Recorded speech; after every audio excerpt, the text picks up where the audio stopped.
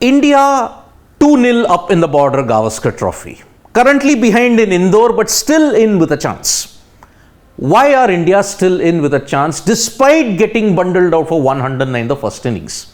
It is because of one constant thing that Australia have done on a regular basis ever since time immemorial in India. Cluster collapses. I have said it often in lives that Australia have the tendency to collapse in a heap, and that is exactly what has happened in this Border Gavaskar Trophy third test. Not just the third test. If you look at Nagpur, if you look at Delhi, it is a horror story of collapses. It is like Australia trying to build a grand palace, but the materials that they have in place are really low quality, and that is why they collapse like a pack of cards on any given basis, in India especially. Now, history repeated itself yet again on day 2 of the third test in Indore, because 186 for 4, Australia were leading by 77 runs. You would think that they would have gotten to over 150 run lead and taken the game away from India. Unfortunately, fortunately if you're an Indian cricket fan, unfortunately if you're an Australian cricket fan, the same frustration happened yet again. Australia collapsed from 186 for 4 to 197 all out, meaning that India were trailing by only 88 runs, considering that you were staring at a deficit of 100-150. So this is just day 2. That is why time and also looking at other things, India are still in within the game. Fourth time.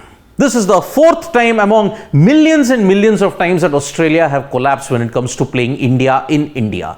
Fourth time in this Border Gavaskar Trophy, and I'll give you the entire list as to how the Aussies have collapsed like a pack of cards. Nagpur.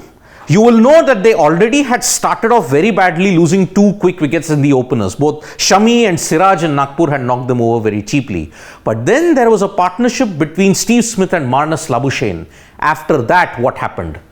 Australia lost 5 wickets for 15 runs and they were bundled out for 177. They lost the initiative right there. But in the second innings, already they were staring down at the barrel. 52 for 4 in a deficit of 220 plus. They lost their last 6 wickets for 39 runs. And that is why Australia were bundled out for 91 to lose by an innings and 100 plus runs. Yet again, a collapse has ensured Australia are on the back foot in India.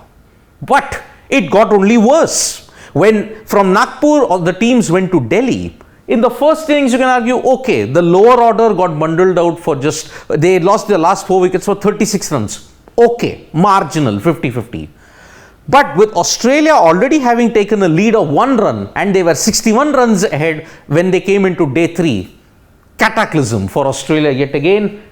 8 wickets for 28 runs.